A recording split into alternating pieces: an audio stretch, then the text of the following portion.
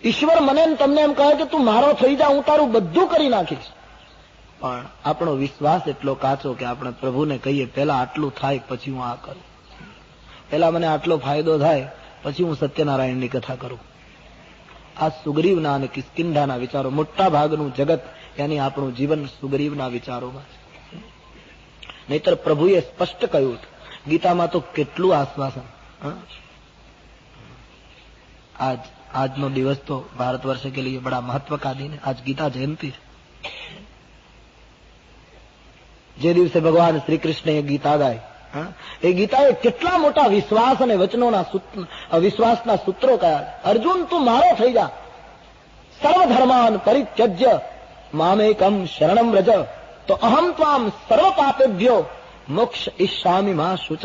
બધું જ આધારોને છોડી દે, બધા જ આશ્રયોને છોડી દે, કેવલ મારો થઈ જા તો અર્જુન તારી બધી જવાબદારી મારી છે.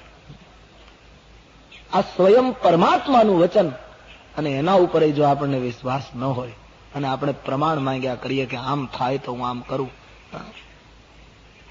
કેટલા મોટા સૂત્રો ગીતામાં ભગવાન કૃષ્ણે આપ્યા. કૌંતેય પ્રતિજાનીહિ ન મે ભક્ત પ્રણશ્યતિ. અર્જુન મારા ભક્તનો નાશ નથી.